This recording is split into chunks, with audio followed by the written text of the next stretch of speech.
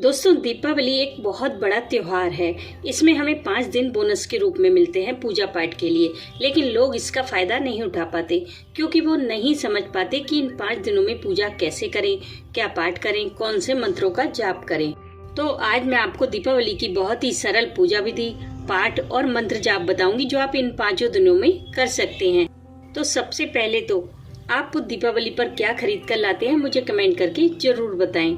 दोस्तों, ये पर्व 5 दिनों का होता है। इन 5 दिनों में हमें अलग अलग पूजा करनी होती है। दिवाली पर माँ लक्ष्मी जी की पूजा से ही डिसाइड होता है कि हमारा आने वाला साल कैसा होगा, क्योंकि हमें जीवन यापन के लिए धन की ही तो जरूरत होती है। तो सबसे पहला दिन होता है धनतेरस का। इस दिन लोग खरीदारी करते हैं, लेकिन इस दिन हमें ऐसी चीजें खरीदनी चाहिए जो कि भविष्य में बढ़े, यानी कि हमें भविष्य में उससे लाभ मिले। जैसे कि आप सोने या चांदी की कोई चीज खरीद सकते हैं। लोहा, प्लास्टिक या स्टील की कोई चीज ना खरीदे क्योंकि इनके दाम कभी नहीं बढ़ते। लेकिन एक बात हमेशा ध्यान रखिए कि ये भगवान धन्वंतरी की जयंती है जो कि प्रथम वैद्य माने जाते हैं।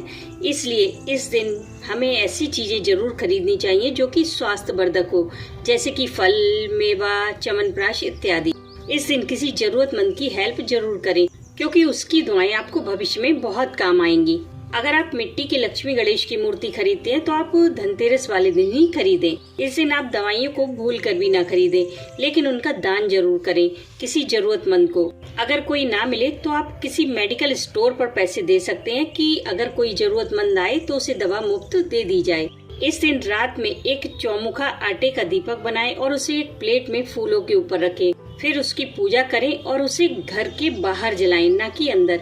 इस दीपक से हमें धन की प्राप्ति नहीं होती, बल्कि ये हमें अकाल मृत्यु के भय से छुटकारा दिलाता है। इसके माध्यम से हमें यमराज से यही प्रार्थना करते हैं कि आप जिस किसी भी दिशा से आएं, लेकिन घर के बाहर ही रहें, घर में प्रवेश ना करें। और इसी दिन से आप लक्ष्मी कुबेर के सिद्ध मंत्रों का जाप शुरू करें और इन्हें लगातार 5 दिनों तक करें, यानी कि भाई दूज तक। लक्ष्मी जी का मंत्र है ओम श्रीम ह्रीम श्रीम कमले कमलालये प्रसीदा प्रसीदा श्रीम ह्रीम श्रीम ओम महालक्ष्मी नमः। और कुबेर भगवान का सिद्ध मंत्र है ओम श्रीम ओम ह्रीम श्रीम ह्रीम क्लीम श्रीम क्लीम वित्तेश्वराय नमः। आप इन दोनों मंत्रों का एक एक माला जाप करें, और अगर आपके पास टाइम है तो आप ज्यादा भी कर सकते हैं।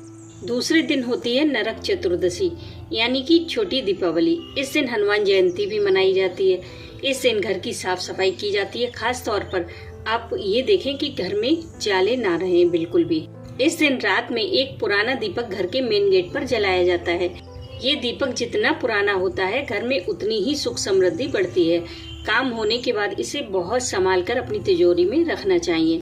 नरक चतुर्दशी पर इस पुराने दीपक में तेल भर के आप इसे घर के मेन गेट पर जलाएं। खील, बताशे, रोली इत्यादि से इसका वहीं पर पूजन करें और थोड़ी देर वहीं पर बैठें। दीपक का ध्यान रखें कि कोई इसे उठाकर ना ले जाए, क्योंकि ये वाला दीपक कुछ लोग चुरा कर ले जाते हैं। पता नहीं क्यों, लेकिन लोग इसे उठाकर ले जाते हैं किसी काम के लिए। इसी दिन रात में कुबेर भगवान की पूजा करें और उन्हीं लक्ष्मी और कुबेर मंत्रों का जाप करें रात में। क्योंकि इसी दिन हनुमान जयंती भी मनाई जाती है, तो शाम के समय हनुमान जी की पूजा अवश्य करें। इस दिन आप हनुमान चालीसा का पाठ कर सकते हैं या फिर सुंदरकांड का, लेकिन उससे पहले भगवान राम का स्मरण करना ना भूलें। उसके बाद आता है दीपावली का दिन। ये तो मेन है। इस दिन सुबह ब्रह्म मुहूर्त में उठें। शाम के समय एक चौकी पर थोड़े से चावल फैलाएं, फिर उस पर लक्ष्मी गणेश को विराजित करें। एक बड़ा सा दीपक लक्ष्मी जी के सामने जलाएं। पहले गणेश जी का पूजन करें, फिर विष्णु भगवान का, उसके बाद लक्ष्मी जी का पूजन करें।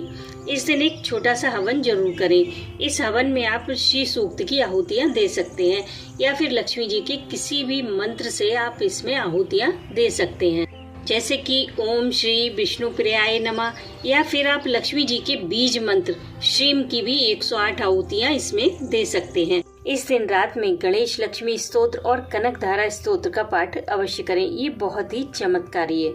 एक दीपक ऐसा जलाएं जो कि रात भर जलता रहे। सुबह उठकर एकदम से घर में झाड़ू न लगाएं। ध्यान रखें, जिन लोगों के घर में बहुत परेशानी चल रही है वो इस उपाय को जरूर करें। सुबह उठकर आप एकदम से घर में झाड़ू न लगाएं। सबसे पहले आप पूजा के स्थान पर आएं।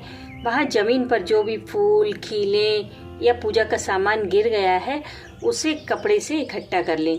उसके बाद झाड़ू लगाएं। अब जिनके घर में बहुत दरिद्रता है, निकल ही नहीं रही है, तो वो दिवाली के दूसरे दिन सुबह इस उपाय को कर सकते हैं। झाड़ू लगाकर सारा कूड़ा एक प्लेट में रख लें। फिर उस कूड़े की रोली चावल से पूजा करें, फूल चढ़ाएं। फिर ये प्रार्थना करें, हे दरिद्रता माँ, मैंने आपके साथ बहुत समय खुशी खुशी बिताया, कभी शिकायत नहीं की, लेकिन अब लक्ष्मी जी के आने का समय है, अब आप विदा लो। और फिर वो सारा कूड़ा उठाकर तुरंत घर के बाहर फेंक दे। ऐसा करने से दरिद्रता आपके घर से विदा होने लगती है। और दीपावली वाले दिन भी आप रात में लक्ष्मी कुबेर मंत्रों का जाप अवश्य करें। दीपावली के दूसरे दिन आती है गोवर्धन पूजा। इस दिन भगवान श्री कृष्ण की पूजा की जाती है। उन्हें अन्नकूट का भोग लगाया जाता है। इस दिन भी रात में आप लक्ष्मी कुबेर मंत्रों का जाप अवश्य करें। उसके बाद जब भाई दूज आती है तो बहनें अपने भाई का टीका करके उसकी लंबी उम्र की प्रार्थना करती हैं। भाई दूज की रात में आप लक्ष्मी कुबेर मंत्रों का जाप करके अपनी पूजा संपन्न कर लें। दोस्तों, मैंने दीपावली की और भी पूजा व साधनाएं अपने चैनल पर अपलोड की है। आप चाहें तो उन्हें भी चेकआउट कर सकते हैं। और जो मैंने लक्ष्मी गणेश स्तोत्र और कनकधारा स्तोत्र के बारे में बताया है, ये बहुत ही ज्यादा चमत्कारी है। इसे करने की पूरी विधि भी मैंने चैनल पर अपलोड की है। उसका लिंक आपको डिस्क्रिप्शन में मिल जाएगा। आप उस साधना को भी 41 दिन करके माँ लक्ष्मी जी का आशीर्वाद प्राप्त कर सकते हैं। दोस्तों, दीपावली पर आप जो भी पूजा व साधनाएं करते हैं, उसका फल आपको आने वाले समय में बहुत जल्दी दिखाई देता है। इसलिए इस मौके को हाथ से ना जाने दें। इस दीपावली के समय में कोई न कोई पूजा व साधना को करने का नियम अवश्य लें। जय माँ लक्ष्मी।